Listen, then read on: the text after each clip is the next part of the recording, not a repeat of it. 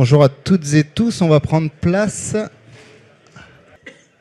L'information est assez encore sous-monétisée, elle mérite de l'être plus, à due concurrence, à due proportion de la façon dont elle est vue. Alors la sous-monétisation, tu le mentionnais, c'est dû à cette crainte qu'on a par rapport à l'info. Je te laisse parler, puis je suis en train de m'étouffer, donc c'est bien si tu peux. Donc oui, juste alors quelques chiffres peut-être de l'observatoire de l'IPUB, donc avec des relais de croissance différents. Donc le display qui a baissé, pour te compléter, de 5% au premier semestre, la vidéo de 6%, alors même que ce marché de la vidéo, lui, est en forte hausse. Cette sous-monétisation, elle est due par une forme de crainte, finalement, des annonceurs d'apparaître dans des environnements dont ils pensent qu'ils peuvent leur être préjudiciables ?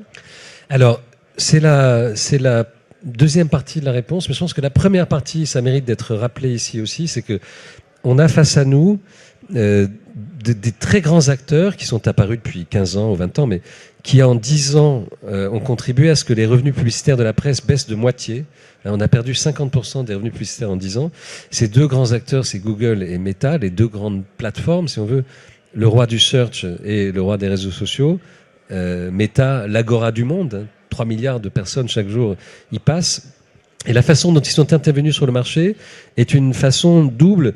Ils sont à la fois market makers, ils sont price makers aussi. Et on le voit dans le domaine de la vidéo, où plus on fait de vidéos, au fond, plus le eCPM, plus le coût au mille baisse. C'est aussi un des paradoxes, puisqu'on est en plein dans ces paradoxes de façon liminaire. Plus on en fait, plus c'est difficile à monétiser. Pourquoi ? Parce que les volumes sont extrêmement importants chez eux et ces vidéos ne sont pas absolument favorisées, elles sont pas préconisées.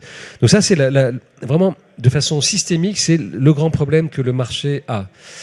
Deuxième problème, et là, pour aller au point que tu mentionnais, il y a eu à un moment, je pense que c'est en train d'évoluer, j'en parlais avec Jean-Luc Chétry qui représente au fond les annonceurs et qui est vraiment un monsieur très bien avec lequel on peut dialoguer toujours utilement de ces sujets-là. Il y a eu une grande crainte, une espèce de fake news en fait qui a beaucoup perturbé le marché, et c'était la suivante.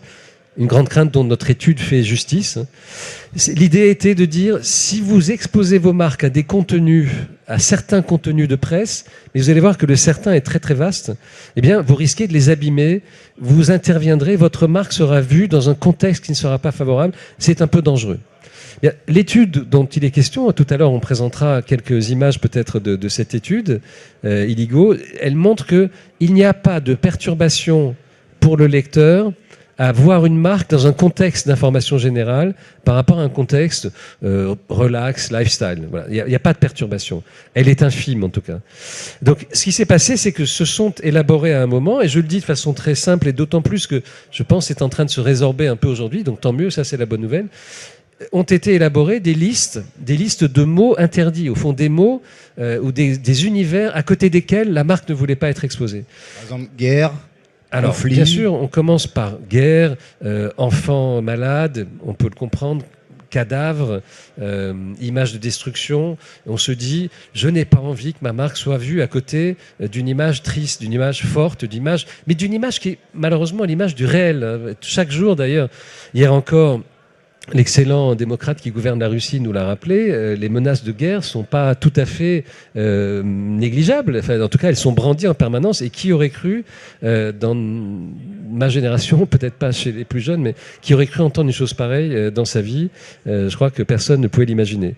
Donc ces listes sont élaborées, mais ces listes ont été beaucoup plus loin, parce que le problème qui s'est posé, c'est qu'à partir d'un moment, il a été aussi évoqué le fait qu'être à côté d'un univers politique, c'était pas bon pour la marque.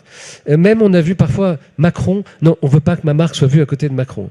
Quand on en arrive là, on arrive, je le dis de façon très simple et succincte, à un niveau de bêtise colossale et destructrice. Parce qu'au fond, les forces de la bêtise sont immenses, elles sont infinies, elles sont illimitées, mais elles sont extrêmement mauvaises aussi pour l'équilibre d'un pays. Quand on se dit « je ne veux pas que ma marque soit vue à côté d'un univers politique », c'est qu'on sort du politique. Le politique, c'est la cité. C'est Périclès qui disait qu'un citoyen qui ne fait pas de politique, c'est un citoyen inutile. À l'époque, 2500 ans, le temps a un peu passé, mais donc ne pas être dans la police, dans la cité, ne pas être dans l'environnement démocratique, en faire abstraction, croire qu'on peut en faire abstraction, c'est vivre dans une sorte de métaverse de bisounours publicitaire qui n'existe pas. Il était grand temps d'ailleurs que ce voile impudique soit déchiré et qu'on revienne à la réalité. On doit pouvoir annoncer dans tous les contextes, ils ne sont pas mauvais, et l'étude démontre ça parfaitement bien. Être dans un contexte d'information politique générale, ça n'est pas mauvais pour votre marque chérie, dont on a besoin, qu'on est tous prêts à défendre, mais qui doit intervenir partout dans le réel, pas dans un univers pararéel. Juste là-dessus, les éditeurs eux-mêmes mettent en place des règles. Évidemment que quand on a connu des contextes d'attentats notamment, les éditeurs sont capables eux-mêmes de débrayer la publicité de leur site internet notamment. Donc ça existait déjà. Ce que tu nous dis, c'est qu'à force, on a ajouté tellement de petits mots et de sécurisation entre guillemets, et je mets des guillemets, qu'il ne reste finalement plus rien.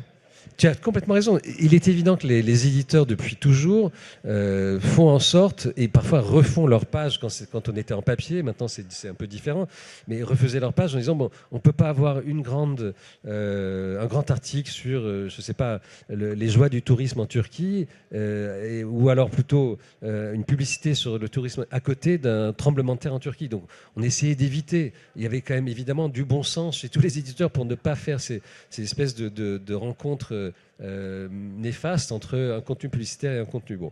Ça a toujours existé. Mais là, on est arrivé à beaucoup de catégories. Donc dès que ça concernait la santé, la politique, la guerre, ça devient quand même infiniment nombreux. Si on exclut toutes ces catégories-là, on exclut une bonne partie de la vie quand même. Et donc c'était devenu difficile. C'est en train d'évoluer. Hein. Vraiment, l'information que j'ai depuis quelques semaines est que cette mode, au fond, néfaste des blocklists, elle est un peu moins prévalente aujourd'hui.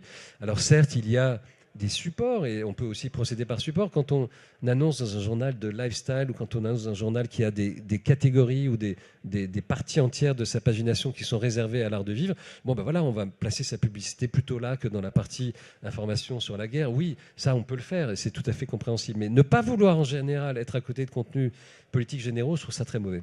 Et les éditeurs, on l'a dit, sont responsables. Moi, j'ai connu plein de situations où on a, comme tu le dis, déplacé des publicités, voire post-poser des publicités. Et finalement, quand on appelle l'annonceur, il nous remercie. Donc voilà, on est dans une bonne intelligence plutôt que dans une automaticité qui est nuisible pour tout le monde. En fait. Voilà, c'est nuisible pour tout le monde parce que c'est un autre paradoxe. Tout à l'heure, on a parlé de ce premier paradoxe important. On n'a jamais été aussi lu et puis on est sous-monétisé. Deuxième paradoxe, vouloir éviter les contenus d'information politique générale, c'est se priver de support de qualité. C'est-à-dire que c'est vraiment ne pas être là où on a une attention de la part des lecteurs qui est très grande, qui est très bonne. Ça les intéresse beaucoup, donc ils sont très attentifs à ce qu'ils voient sur un écran d'ordinateur, sur un écran de téléphone ou sur un papier.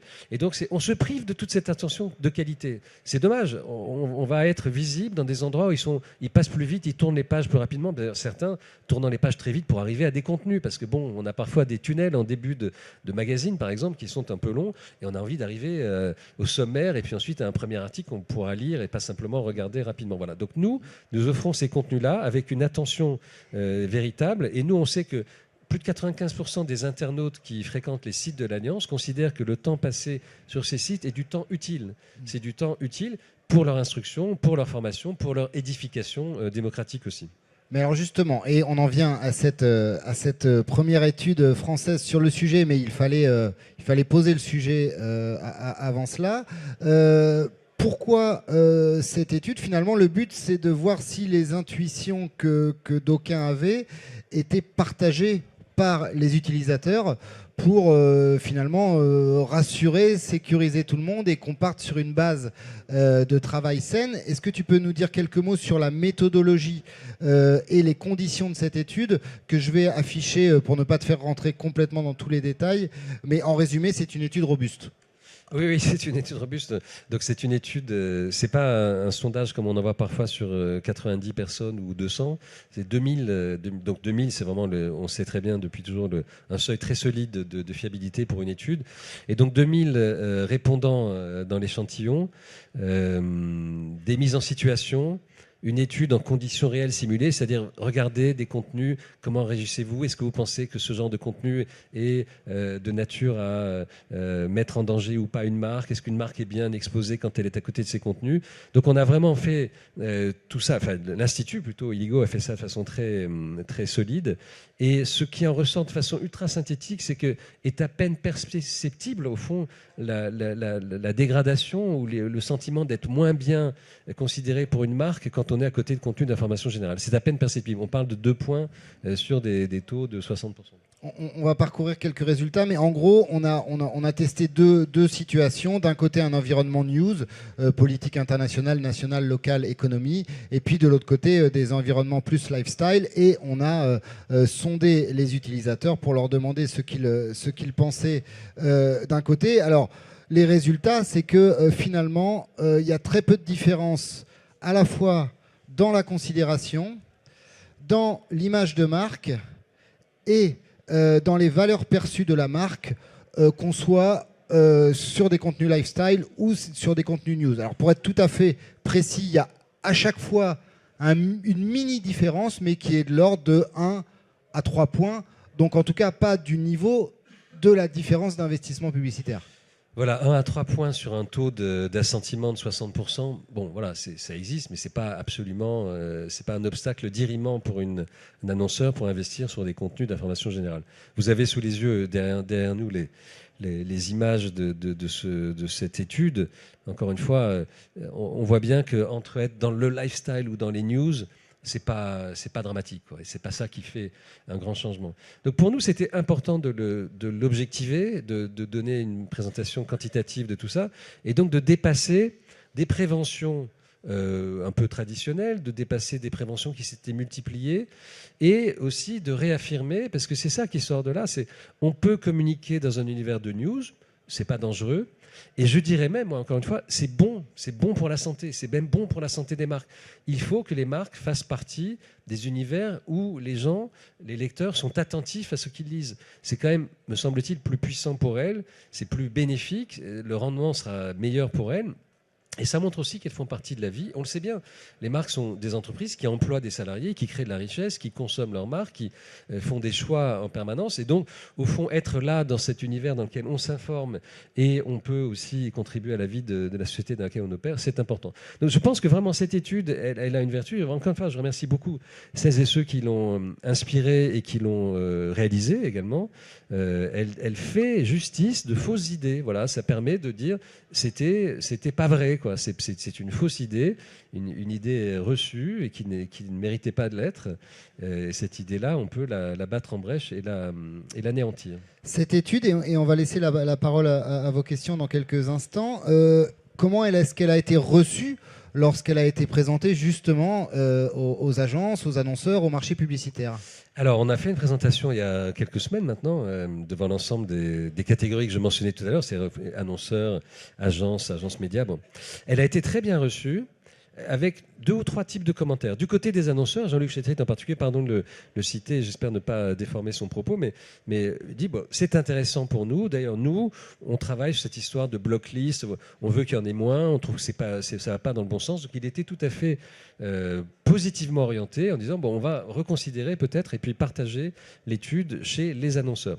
Du côté des agences médias, on a eu une réaction d'estime tout à fait favorable, mais une remarque technique qui fait au fond allusion à ce qu'on mentionnait au tout début de notre entretien, c'est-à-dire vous êtes très fragmenté. C'est compliqué, ça reste un peu compliqué pour un annonceur de faire un plan média dans lequel il va répartir son investissement, par exemple s'il travaille avec l'Alliance, dans les 308 titres qui sont réunis, ou en plus aller s'occuper des dizaines de magazines, puis la presse spécialisée. Enfin bon, la presse, c'est fragmenté. Oui, la presse, c'est 2500 titres environ dans le pays. C'est plus fragmenté que Google et Facebook. Mais les monopoles, les oligopoles, c'est pas bon. Voilà. Je pense que tout le monde le sait. Avoir le choix entre 2 supports toute la journée, ça n'est pas bon. Alors bien sûr qu'ils sont le propos devrait être plus raffiné que celui que je tiens, mais ils ont plein de contenus, ils ont plein de rapports aussi avec nous qui sont parfois bénéfiques. Dans le domaine des droits voisins, on a pu conclure avec eux un accord qui est bien, avec Google en particulier. Mais c'est plus compliqué. Mais quand c'est plus compliqué, oui, il faut un peu élever son niveau de jeu. Moi, je suis de ceux qui considèrent qu'une agence média doit livrer la meilleure recommandation possible aux annonceurs qui passent par elle. Et cette meilleure recommandation, elle inclut, à mon sens, d'être présent dans des contenus d'information générale, de qualité. D'ailleurs, évidemment, on en bénéficie. Les Échos, par exemple, est une sorte de pépite publicitaire. Il est surinvesti par rapport à son audience, à sa diffusion globale, parce qu'on sait que ceux qui le lisent sont très attentifs, veulent apprendre des choses, veulent améliorer leur performance économique ou leur culture générale, puisqu'il y a beaucoup de parties générales. Et donc, oui, les annonceurs ont envie de dire. Mais le Parisien, c'est pareil aussi. Et plein d'autres. Ouest France également. Ce sont des endroits où on fait confiance. On est dans un univers, dans un cocon relationnel de confiance. La confiance, c'est ce qui crée aussi l'envie d'avancer ensemble. Ces univers-là, c'est nous qui les créons. Je pense qu'ils sont plus de confiance, et pardon de le dire de façon aussi abrupte, que bien des univers de réseaux sociaux dans lesquels, j'allais dire, le meilleur peut-être côtoie le pire, ça c'est sûr. Le pire, c'est sûr, le meilleur, je n'ai pas toujours vu, mais et on sait très bien qu'on ne sait pas où on est exactement. Et on peut avoir ces fameux tunnels cognitifs, ces fameuses désinformations, ces fameuses fake news qui ne sont pas tellement purgées. Il n'y en a pas tellement chez nous. Il n'y en a pas chez Ouest France, il n'y en a pas dans notre groupe. Et parfois, il y a une erreur, oui, et on l'assume et on s'excuse. Ce qui n'est pas exactement le cas des gens qui disent on n'est surtout pas publishers, on n'est pas éditeurs, on est juste hébergeurs de contenu et on ne sait pas contrôler ce qui se passe. Et une vérité triste aura toujours plus de valeur qu'une fake news joyeuse.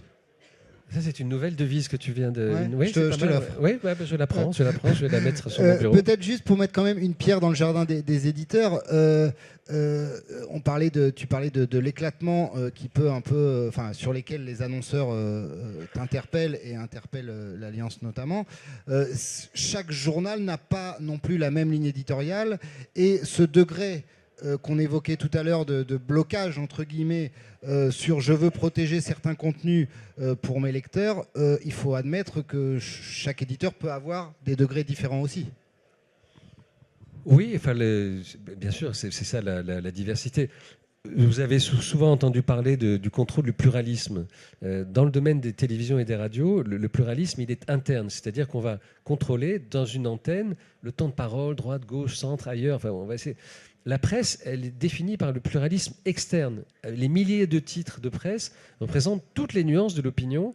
Donc voilà, c'est assez facile aussi, quand on est annonceur et quand on a soi-même une opinion, ou quand on veut toucher un public, de dire j'ai le choix, j'ai vraiment toutes les nuances de choix idéologiques et de choix de support. Donc pour moi, ce n'est pas un problème. La profusion de titres assure le pluralisme externe. Et on n'a pas du tout, heureusement, dans les journaux, à veiller à un pluralisme interne. Il y a une ligne. L'Humanité, normalement, quand on l'achète, on sait à quoi on s'attend. C'est un journal communiste. Et il a le mérite d'exister. Il est soutenu par des aides au quotidien à faibles ressources publicitaires, comme la Croix. Et moi, je suis un grand défenseur de ces aides parce que oui, il faut que toutes les opinions puissent être représentées et avoir un titre, papier et online. Et l'Humanité, d'ailleurs, redresse pas mal ses comptes actuellement, et tant mieux pour eux. Voilà, donc nous, c'est le pluralisme externe. Il y en a pour tous les goûts. Et ça rend possible tous les plans médias, à condition de travailler un peu. C'est plus compliqué que de cocher un écran et de dire je vais cocher quelques trucs et je vais envoyer 50% de ma pub sur un seul support et je vais toucher 80% des Français 4 fois par semaine et c'est hyper facile. Et ben, la facilité n'est jamais bonne conseillère, c'est ce qu'on essaie d'apprendre à nos enfants, de la même façon que la paresse, l'oisiveté, tout ça n'est pas bon conseiller. Donc il vaut mieux travailler un peu et toucher des publics dans des bons contextes et ça, la presse les offre. Pour terminer sur ce constat, des études internationales disaient finalement déjà la même chose. Et donc là, cette étude, elle a permis de confirmer sur le marché français et auprès des citoyens français et des lecteurs français que finalement, on réagit de la même façon. Oui, voilà, on n'est pas un marché singulier à tout point de vue. On s'est longtemps caractérisé par des commissions, des rétrocommissions. On appelait ça le French disease. J'espère que tout ça a disparu sur le marché. J'aimerais bien en être tout à fait certain. J'aimerais bien être certain que justement, toutes ces études qu'on fait et qui essaient d'objectiver des choix ne sont pas perturbées par des flux financiers qui, eux, rendent un peu plus opaques les choix. J'aimerais bien en être certain, mais là, ça serait une autre étude, une autre enquête, et je ne suis pas certain que le marché ait tellement envie de la mener. En tout cas, nous, on a essayé de démontrer, preuve à l'appui, que annoncer chez nous, dans nos contextes, c'est très bien, c'est pas préjudiciable, et ça peut même améliorer la santé du pays. Merci Pierre. On s'était donné 30 minutes pour exposer tout ça et arriver au bout du chemin, et on y est. Est-ce qu'il y a des remarques, des interpellations, des questions, des interrogations, des critiques? Tout est possible dans la salle? Pas les critiques. Si, moi je les autorise.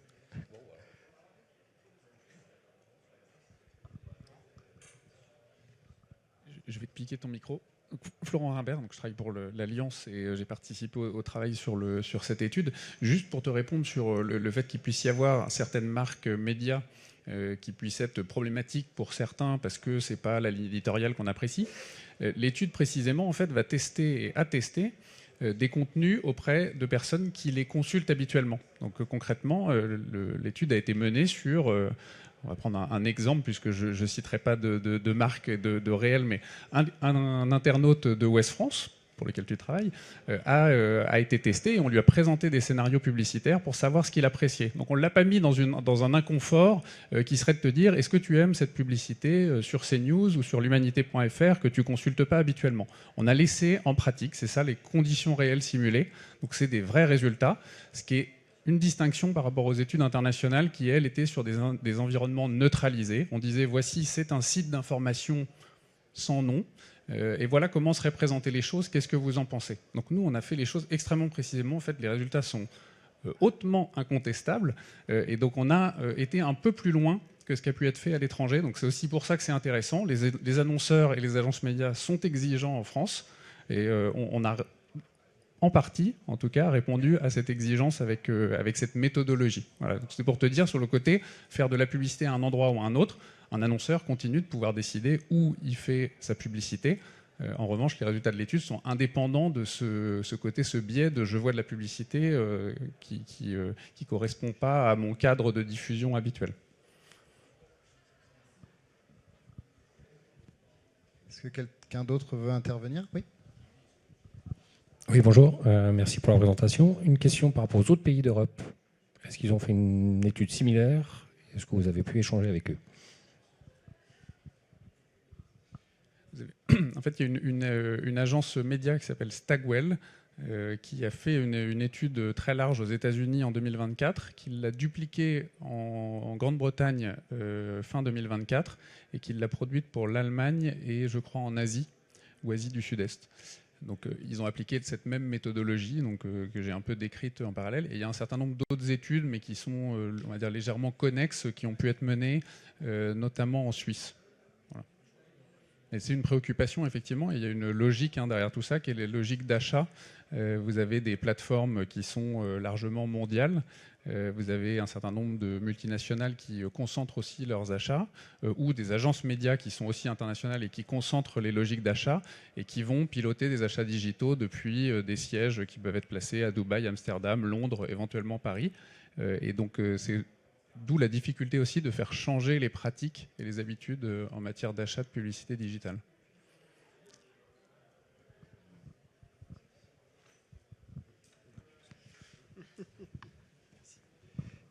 Est-ce qu'il y a d'autres remarques, questions?